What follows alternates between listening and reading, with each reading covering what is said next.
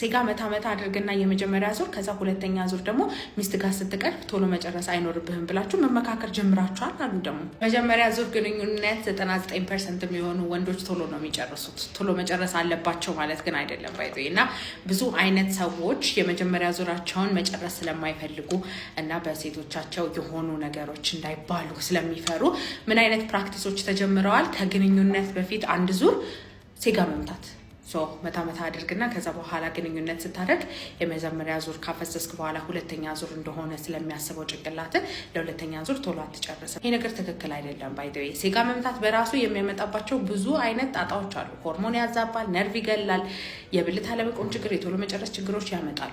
ለዚህ ቶሎ መጨረስ አለበት የሚባለው የመጀመሪያ ዙር አልፎ ሁለተኛ ዙርም የቶሎ መጨረስ፣ ሶስተኛ ዙርም ሲደግም የቶሎ መጨረስ ችግር ካለበት የዛኔ ቶሎ መጨረስ ችግር አለበት ማለት ነው። ስለዚህ ነርቭ ላይ፣ ሆርሞን ላይ፣ ሳይኮሎጂ ላይ ያለውን ችግር ቼክ አድርገን መስተካከል የሚችል ነገር ነው እንጂ ከግንኙነት በፊት ሴጋ መጥቶ መጀመር ትክክል አይደለም። ስለዚህ ስንፈተ ወሲብ በትክክል መታከም ያለበት ነገር ስለሆነ ባዮ ላይ ባስቀመጥኩት ስልክ ቁጥር ደውላችሁ ቀጠሮ አስይዛችሁ መምጣትና መታከም ትችላላችሁ። አለው ሁሉ ጊዜ ጠብቃችኋለሁ። ባይ ባይ።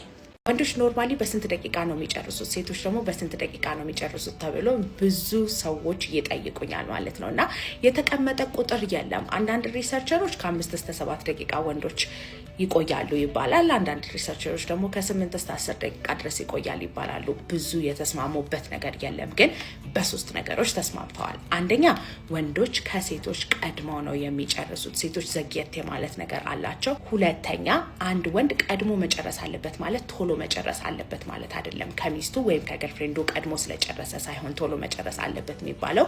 ቶሎ መጨረስ አለበት የሚባለው 1 ደቂቃ በታች ከጨረሰና 6 ወርና ከዛ በላይ ቆይቶበት በራሱ ላይ እና በሪሌሽንሺፑ ላይ በጣም ስትረስ እየፈጠረበት ከሆነ ነው።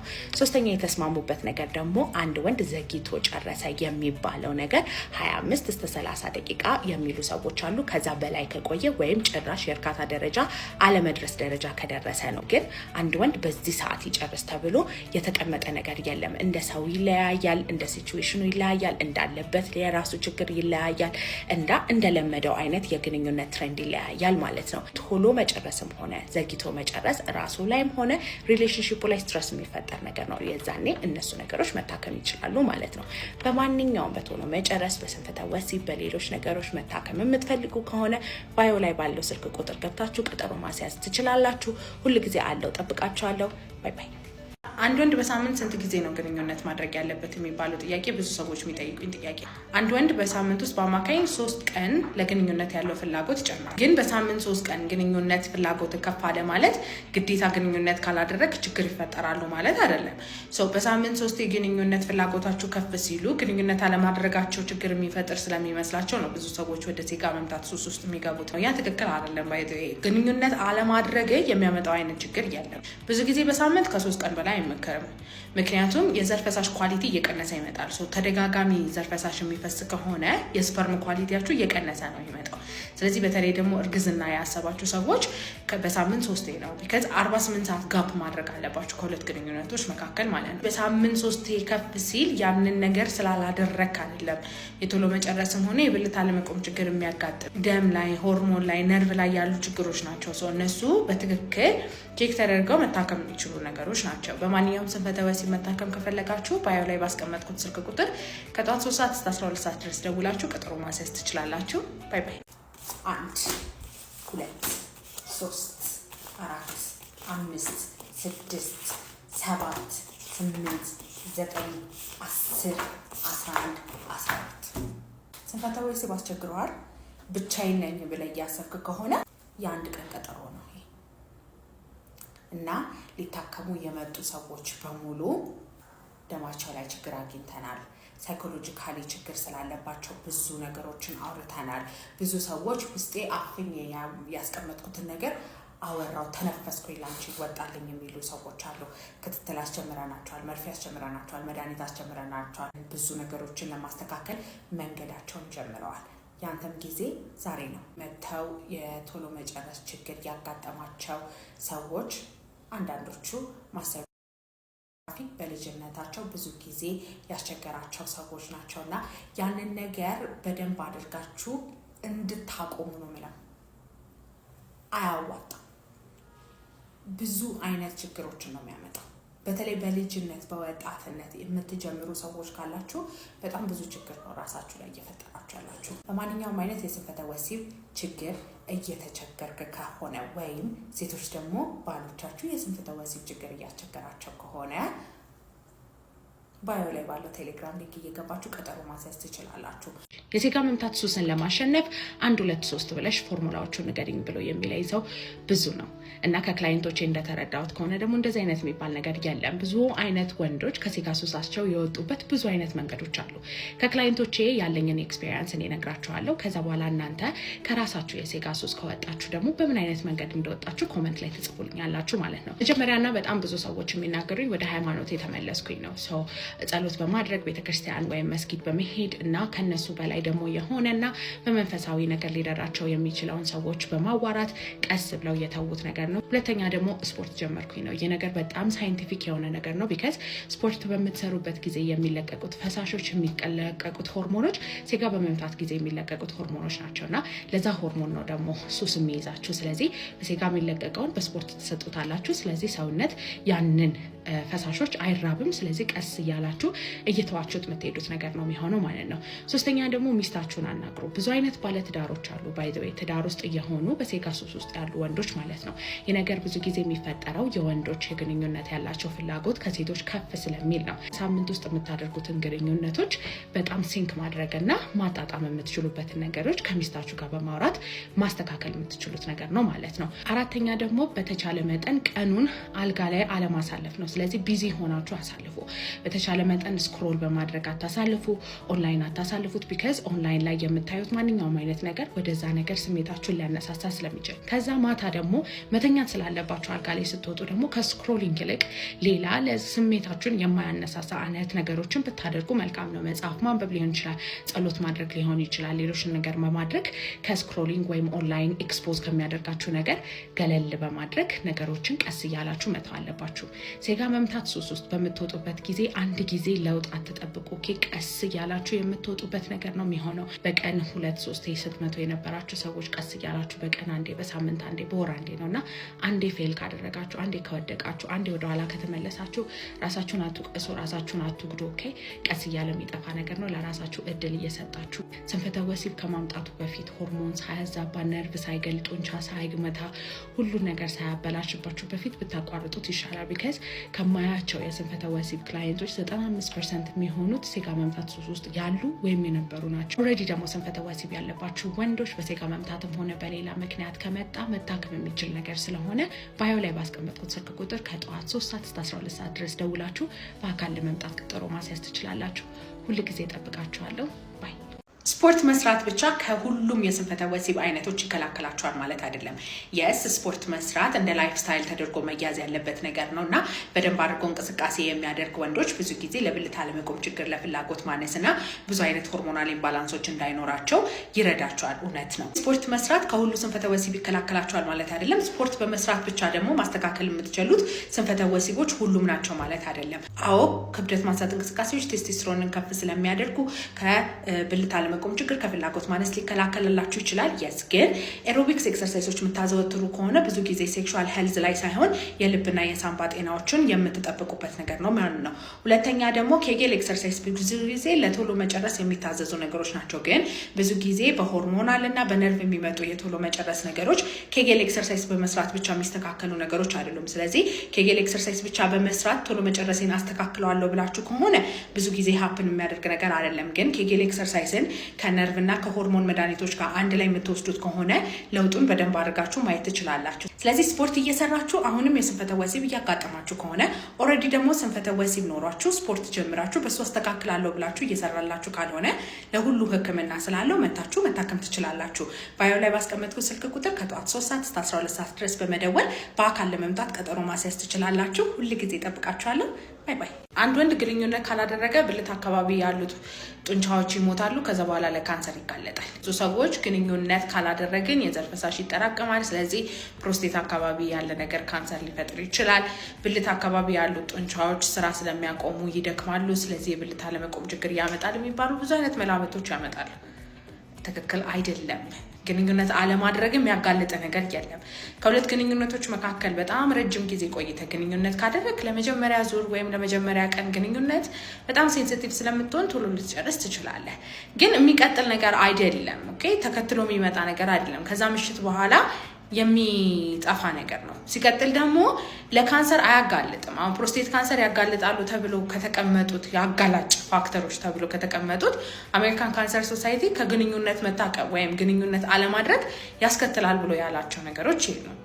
ቶሎ መጨረሱ የሚጠፋ አይነት ነው። የብልት አለመቆም ችግር አያጋጥምም። በዛ ላይ ደግሞ እዛ አካባቢ ያሉት ካንሰሮች የማንኛውም አይነት ካንሰር አያጋልጥም። ግንኙነት አለማድረግ ችግር እያመጣ እየመሰለ ከሆነና ሴጋ መምታት ውስጥ እየገባ ከሆነ ጭራሽ ሴጋ መምታቱ ነው እዛ አካባቢ ያሉትን ነርቮች፣ ጡንቻዎችና ሌሎችን ነገሮች ጉዳት የሚፈጥርብህ ሆርሞን የሚያዛባብህ። ስለዚህ ከግንኙነት መታቀም ያመጣው ነገር የለም። ወሲብ ካለባችሁና ግንኙነት ብዙ ጊዜ ስላላደረኩኝ ነው እንደዚህ አይነት ነገር የመጣብኝ ብላችሁ ከሆነ አይደለም ባይቶ ቶሎ መጨረሳችሁም የብልት አለመቆም ችግራችሁም የፍላጎት ማነሳችሁም እንደዚህ አይነት ነገሮቹ ባይቶ ማለት ነው ሆርሞን ላይ ነርቭ ላይ ደም ስር ላይ ያሉ ነገሮች ሊሆኑ ይችላሉ። መታችሁ ቼክ ተደርጋችሁ እንደ አግባብነቱ መድኃኒት መታዘዝ አለበት።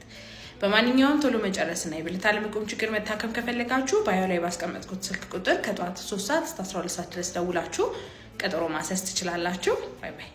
የሴጋ መምታት ሱስን ለማሸነፍ 1 2 3 ብለሽ ፎርሙላዎቹን ንገሪኝ ብሎ የሚለኝ ሰው ብዙ ነው እና ከክላይንቶቼ እንደተረዳሁት ከሆነ ደግሞ እንደዚህ አይነት የሚባል ነገር የለም። ብዙ አይነት ወንዶች ከሴጋ ሱሳቸው የወጡበት ብዙ አይነት መንገዶች አሉ። ከክላይንቶቼ ያለኝን ኤክስፒሪየንስ እኔ እነግራችኋለሁ። ከዛ በኋላ እናንተ ከራሳችሁ የሴጋ ሱስ ከወጣችሁ ደግሞ በምን አይነት መንገድ እንደወጣችሁ ኮሜንት ላይ ትጽፉልኛላችሁ ማለት ነው። መጀመሪያና በጣም ብዙ ሰዎች የሚናገሩኝ ወደ ሃይማኖት የተመለስኩኝ ነው። ሰው ጸሎት በማድረግ ቤተክርስቲያን ወይም መስጊድ በመሄድ እና ከነሱ በላይ ደግሞ የሆነና በመንፈሳዊ ነገር ሊደራቸው የሚችለውን ሰዎች በማዋራት ቀስ ብለው የተውት ነገር ነው። ሁለተኛ ደግሞ ስፖርት ጀመርኩኝ ነው። ይህ ነገር በጣም ሳይንቲፊክ የሆነ ነገር ነው። ቢካዝ ስፖርት በምትሰሩበት ጊዜ የሚለቀቁት ፈሳሾች፣ የሚለቀቁት ሆርሞኖች ሴጋ በመምታት ጊዜ የሚለቀቁት ሆርሞኖች ናቸውና ለዛ ሆርሞን ነው ደግሞ ሱስ የሚይዛችሁ። ስለዚህ በሴጋ የሚለቀቀውን በስፖርት ትሰጡታላችሁ። ስለዚህ ሰውነት ያንን ፈሳሾች አይራብም። ስለዚህ ቀስ እያላችሁ እየተዋችሁት የምትሄዱት ነገር ነው የሚሆነው ማለት ነው። ሶስተኛ ደግሞ ሚስታችሁን አናግሩ። ብዙ አይነት ባለትዳሮች አሉ። ባይ ዘ ዌይ ትዳር ውስጥ እየሆኑ በሴጋ ሱስ ውስጥ ያሉ ወንዶች ማለት ነው። ይህ ነገር ብዙ ጊዜ የሚፈጠረው የወንዶች የግንኙነት ያላቸው ፍላጎት ከሴቶች ከፍ ስለሚል ነው። ሳምንት ውስጥ የምታደርጉትን ግንኙነቶች በጣም ሲንክ ማድረግና ማጣጣም የምትችሉበትን ነገሮች ከሚስታችሁ ጋር በማውራት ማስተካከል የምትችሉት ነገር ነው ማለት ነው። አራተኛ ደግሞ በተቻለ መጠን ቀኑን አልጋ ላይ አለማሳለፍ ነው። ስለዚህ ቢዚ ሆናችሁ አሳልፉ። በተቻለ መጠን ስክሮል በማድረግ አታሳልፉ። ኦንላይን አታሳልፉት። ቢካዝ ኦንላይን ላይ የምታዩት ማንኛውም አይነት ነገር ወደዛ ነገር ስሜታችሁን ሊያነሳሳ ስለሚችል። ከዛ ማታ ደግሞ መተኛት ስላለባችሁ አልጋ ላይ ስትወጡ ደግሞ ከስክሮሊንግ ይልቅ ሌላ ለስሜታችሁን የማያነሳሳ አይነት ነገሮችን ብታደርጉ መልካም ነው። መጽሐፍ ማንበብ ሊሆን ይችላል፣ ጸሎት ማድረግ ሊሆን ይችላል። ሌሎችን ነገር በማድረግ ከስክሮሊንግ ወይም ኦንላይን ኤክስፖዝ ከሚያደርጋችሁ ነገር ገለል በማድረግ ነገሮችን ቀስ እያላችሁ መተው አለባችሁ። ሴጋ መምታት ሱስ ውስጥ በምትወጡበት ጊዜ አንድ ጊዜ ለውጥ አትጠብቁ። ቀስ እያላችሁ የምትወጡበት ነገር ነው የሚሆነው። በቀን 2 3 ስትመቱ የነበራችሁ ሰዎች ቀስ እያላችሁ በቀን አንዴ፣ በሳምንት አንዴ፣ በወር አንዴ ነውና አንዴ ፌል ካደረጋችሁ፣ አንዴ ከወደቃችሁ፣ አንዴ ወደ ኋላ ከተመለሳችሁ ራሳችሁን አትውቀሱ፣ ራሳችሁን አትጉዱ። ቀስ እያለ የሚጠፋ ነገር ነው። ለራሳችሁ እድል እየሰጣችሁ ስንፈተ ወሲብ ከማምጣቱ በፊት ሆርሞን ሳያዛባ፣ ነርቭ ሳይገል፣ ጡንቻ ሳይመታ፣ ሁሉ ነገር ሳያበላሽባችሁ በፊት ብታቋርጡት ይሻላል። ቢካዝ ከማያቸው የስንፈተ ወሲብ ክላይንቶች 95% የሚሆኑት ሴጋ መምታት ሱስ ውስጥ ያሉ ወይም የነበሩ ናቸው። ኦልሬዲ ደግሞ ስንፈተ ወሲብ ያለባችሁ ወንዶች በሴጋ መምታትም ሆነ በሌላ ምክንያት ከመጣ መታከም የሚችል ነገር ስለሆነ ባዮ ላይ ባስቀመጥኩት ስልክ ቁጥር ከጠዋት 3 ሰዓት እስከ 12 ሰዓት ድረስ ደውላችሁ በአካል ለመምጣት ቀጠሮ ማስያዝ ትችላላችሁ። ሁል ጊዜ ጠብቃችኋለሁ። ባይ። ህልመ ሌሊት የስንፈተ ወሲብ ምልክት ነው ወይ? ህልመ ሌሊት ማለት የወንድ ናቹራል የሆነ ኖርማል የሆነ ነገር ነው። ሰው ለግንኙነት የሚያነሳሳችሁ ነገር ካለ፣ ሆርሞናችሁ በጣም ስፓይክ ካደረገ፣ በተለይ ደግሞ ፋየር ኤጅ ላይ የምንላቸው 18-20 ዓመት ላይ ያሉ ሰዎች እና በተለይ ደግሞ ግንኙነት ሳታደርጉ ለረጅም ጊዜ በቆያችሁ ቁጥር በተለያየ ምክንያት ስፐርም ከሰውነታችሁ እንዲወጣ ስለሚፈለግና ነርቫችሁ በጣም ሴንሲቲቭ ስለሚሆን ትንሿ ህልም፣ ትንሿ ስሜት ልትቀሰቅሳችሁ ትችላለች። ስለዚህ ስንፈተ ወሲብ ሳይሆን ናቹራል የሆነ ሪስፖንሳችሁ ነው። መለሊት ታያለ ማለት የቶሎ መጨረስ ችግር አለበት ማለት አይደለም። ቶሎ መጨረስ የሚባለው ግንኙነት መኖር አለበት በትክክል። ከዛ ከመጀመሪያ ዙር የዘለለ አይነት የቶሎ መጨረስ ችግሮች ሊኖራችሁ ይገባል። የዛኔ ሆርሞን ላይ ነርቭ ላይ እና ሳይኮሎጂ ላይ ያሉ ችግሮች ሊሆኑ ይችላሉ። መታችሁ ቼክ መደረግ ትችላላችሁ። በማንኛውም ቶሎ መጨረስ መታከም ከፈለጋችሁ ባዮ ላይ ባስቀመጥኩት ስልክ ቁጥር ከጠዋት 3 ሰዓት እስከ 12 ሰዓት ድረስ ብቻ በመደወል በአካል ለመምጣት ቀጠሮ ማስያዝ ትችላላችሁ። በሬ ሁል ጊዜ ክፍት ነው። በቀን 2ና ከዛ በላይ ግንኙነት ብናደርግስ ብላችሁ ለጠየቃችሁን ሰዎች ነው ይሄ። በሳምንት 3 ቀን ብቻ ግንኙነት አድርጉ ማለት 3 ብቻ ግንኙነት አድርጉ ማለት አይደለም። 3 የተለያየ ቀን መሆን ይችላል፣ ግን በአንድ ምሽት ተደጋጋሚ ዙር ማድረግ ትችላላችሁ። በሳይንስ ማለት ነው አንድ ወንድ በአንድ ምሽት ይሄን ያክል ዙር ግንኙነት ማድረግ አለበት ተብሎ የተቀመጠ ነገር የለም። አቅሙ ካላችሁ፣ ፍላጎታችሁ ካልቀነሰ፣ ከሁለት ግንኙነቶች መካከል ያላችሁ ሰዓት ትንሽ ከሆነ እንድትፈለጋችሁበት ድረስ ልትሄዱ ትችላላችሁ። ለሁለተኛ ዙር ዝግጁነት የምታገኙበትን ሰዓት እንደ እድሜያችሁና እንደ ሌሎች ነገሮች ዲፔንድ ያደርጋሉ። በእሱ የሰራሁት ቪዲዮ አለ፣ ሄዳችሁ ማየት ትችላላችሁ። አንድ ወንድ ግን የመጀመሪያ ዙር ከጨረሰ በኋላ ለሁለተኛ ዙር ዝግጁነት ካጣ፣ ፍላጎት ካነሰው፣ በተለይ ደግሞ ለመጀመሪያ ዙርም በግድ ግንኙነት የሚያደርግ ከሆነ ቶሎ መጨረስ ካጋጠመው ሌሎች ነገሮች ካሉ እሱ ሳይኮሎጂካል ወይም ሆርሞን ላይ ያሉ ችግሮች ሊሆኑ ስለሚችሉ መታችሁ ቼክ ተደርጋችሁ ያለውን ችግር እንዳግባብነታቸው ሕክምና መስጠት እንችላለን ማለት ነው። በማንኛውም ስንፈተ ወሲብ መታከም ከፈለጋችሁ ታች ባስቀመጥኩት ስልክ ቁጥር ከጠዋት 3 ሰዓት እስከ 12 ሰዓት ብቻ በመደወል በአካል ለመምጣት ቀጠሮ ማስያዝ ትችላላችሁ። በሬ ሁል ጊዜ ክፍት ነው።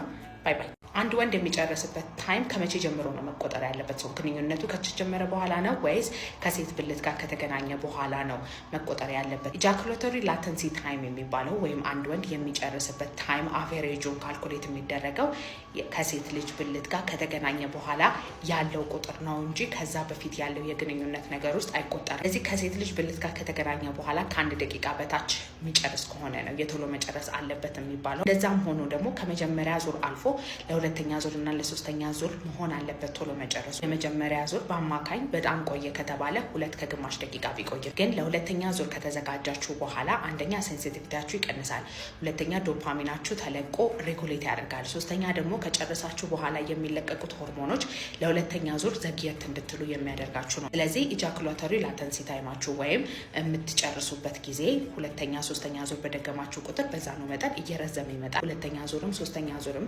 ከ1 ደቂቃ በታች የምትጨርሱት ከሆነ የዛኔ የቶሎ መጨረስ ችግር አለባችሁ። ሳይኮሎጂ ላይ፣ ነርቭ ላይ፣ ሆርሞን ላይ ያሉ ችግሮች ሊኖሩ ስለሚችሉ መታችሁ ቼክ መደረግ አለባችሁ። በማንኛውም ቶሎ መጨረስ መታከም የምትፈልጉ ከሆነ ከታች ባስቀመጥኩት ስልክ ቁጥር ከጠዋት 3 ሰዓት እስከ 12 ሰዓት ድረስ በመደወል በአካል ለመምጣት ቀጠሮ ማስያዝ ትችላላችሁ። በሬ ሁል ጊዜ ክፍት ነው። ባይ ባይ። በአንድ ምሽት ተደጋጋሚ ዙር ግንኙነት ካደረጋችሁ ለስንፈተ ወሲብ ሊያጋልጣችሁ ይችላል። ማን እንደዚህ ብሎ እንደመከራችሁ አላውቅም። ሲጀመር አንድ ወንድ አሰራሩ ተደጋጋሚ ግንኙነት እንዲያደርግ ተደርጎ ነው የተሰራው። አንድ ወንድ የዘር ፈሳሽ ካፈሰሰ በኋላ የሚለቀቁት ሆርሞኖች ብልት እንዲቀዘቅዝ ካደረጉ በኋላ ከዛ በኋላ ተመልሰው ሲወርዱ ለሁለተኛ ዙር ፍላጎትም ሆነ የብልት ዝግጁነት ተመልሶ ይመጣል ማለት ነው። አንድ ወንድ እንደ እድሜው በትንሹ በአንድ ምሽት ውስጥ እስከ 2 መሄድ አለበት።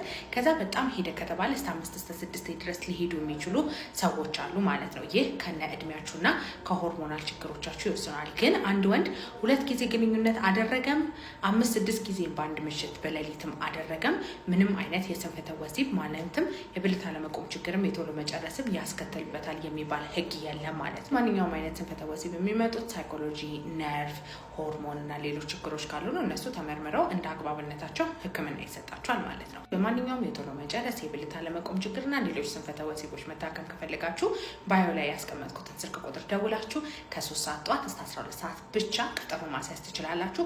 መታችሁ መታከም የምትችሉት በአካል ብቻ ነው። በስልክ ምንም አይነት አገልግሎት አንሰጥም። ሁል ጊዜ እጠብቃችኋለሁ። ባይ ባይ። ወንዶች ቴስቴስትሮን ሌቭላችሁን ቼክ ማድረግ አስባችሁ ታውቃላችሁ? መፍትሄ ላይኖረው ይችላል ብላችሁ የምታስቡት ችግሮች በሙሉ ቴስቴስትሮን ሌቭላችሁ ሎ ብቻ ስለሆነ ሊፈጠሩ የሚችሉ ነገሮች እንደሆኑ ታውቁ ነበር? ይህ ነገር ኮመን ላይ መስላችሁ ይችላል፣ ግን አሜሪካን ሜዲካል አሶሲዬሽን እንዳወጣው ሪሰርች ቢሆን ከ100 ወንዶች ውስጥ 2 የቴስቴስትሮን እጥረት አለባቸው። ኦብቪየስ የሆኑ ምልክቶች የምንላቸው ግንኙነት ፍላጎትና ብቃት ማነስ ነው። ስለዚህ ኢሬክታይል ዲስፋንክሽን ወይም ሎስ ኦፍ ሊቢዶ የምንለው ማለት ነው። ኦቤሲቲ፣ ውፍረት ፕላስ ደግሞ ሊን የሆነ ቦዲ ማስ ወይም ቦዲ ማስል የሌላቸው ወንዶች ማለት ነው። ዩዥዋሊ ወንዶች ሆናችሁ ጂም ለረጅም ጊዜ እየሰራችሁ ፕሮቲን ሼክ አይቀራችሁ፣ ፕሮቲን ሚሉ ምናምን አይቀራችሁ፣ ግን ቦዲ ማስ ቢልድ ማድረግ አቃታችሁ ወንዶች ላይ ይኖራል ብለን የምናስባቸው ፀጉሮች አይኖሩም። ስለዚህ ፒዩቢክ ሄር ይጠፋል፣ ቢርድ ይጠፋል፣ ማስታሽ ይጠፋል። ፕላስ ደግሞ ኖርማሊ ፀጉር ያለው ሰው ቲናውት ማድረግ ይጀምራል። ሌላ ኦቬስ የማንላቸው የቴስቴስትሮን እጥረት ምልክቶች አሉ። ዲፕሬሽን ቢንግ ዘ ፈርስት ዋን። ኢዝሊ እየተናደዳችሁ ከሆነ፣ ፑር ሜሞሪ ካላችሁ፣ ላክ ኦፍ ፎከስ ኢን ወርክ፣ ቶሎ የሚደክማችሁ ከሆነ፣ በተለይ የድሮ የነበረው አቅማችሁ እየቀነሰ ከመሰላችሁ አይ ሰጀስት ዩ ቼክ ዩር ቴስቴስትሮን ሌቭልስ ፈርስት። ብዙ ነገሮች ኮዝ ሊያደርጉት ይችላሉ። በዓለማችን ላይ ሎ ቴስቴስትሮን ሌቭል ያሉት ሰዎች ሪሰርች ሲደረጉ አብዛኞቹ ስኳር በሽታ እንዳለባቸው ያሳያል። ሌሎች ምንድነው ምክንያታቸው ብለን ብንጠይቅ ለካንሰር ሕክምና እየወሰዳችሁ ያላችሁ ኬሞቴራፒ ወይም ራዲዬሽን፣ የመራቢያ አካላችሁ ላይ በሆነ ምክንያት አክሲደንት የደረሰባችሁ ወይም ኢንፌክሽን የነበረባችሁ በምንድን ነው ልታውቁ የምትችሉት? በአጠገባችሁ ያለ ላብራቶሪ ሄዳችሁ ቴስቴስትሮን ሌቭላችሁን ቼክ ማስደረግ ነው። መፍትሄው ምንድን ነው? ቫያግራ አይደለም፣ ሚኖክሲዲል አይደለም። መፍትሄው ቴስቴስትሮን ሰፕሊመንት በጄል መልክ ቆዳ ላይ ከሚቀቡ፣ በኪኒን መልክ ከሚወሰዱ፣ በየወሩ ከምትወጉት መርፌ እና ደግሞ እንደ ኮንትራሴፕቲቭ ወይም ኢምፕላንት እንደምንለው እጅ ስር የሚቀበር አይነቶች አሉ። ሽናችሁን ወስዳችሁ መውሰድ ትችላላችሁ። ሚኒመም 6 ወር እስከ 1 ዓመት መድኃኒቱን መውሰድ አለባችሁ። አዎ ሳይድ ኢፌክቶች አሉ። ሄዴክ አለው፣ ዲዚነስ አለው። ብዙ ጊዜ ኢሪታቢሊቲው እስኪጠፋ ድረስ እየጨመረ ይመጣል። ግን ብዙ ለውጦች በአጭር ጊዜ የምታዩበት ነው። የደም መርጋትም ሆነ ፕሮስቴት ካንሰር ቻንስን እንደማይጨምር ጥናቶች አረጋግጠዋል። ቴስቴስትሮን ሰፕሊመንት ከመወሰዱ በፊት አንድ ሰው የስኳር ሌቭሉ፣ የደም ማነስ ወይም ደም ብዛት ካለበት፣ ዲስሊፒዲሚያ እና የልብ ኬዛችሁ በትክክል ቼክ መደረግ አለበት። ዶዙ መስተካከል ስላለበት የጤና ባለሙያ ሳታናግሩ መድኃኒት እንዳትሙ። I hope this helped.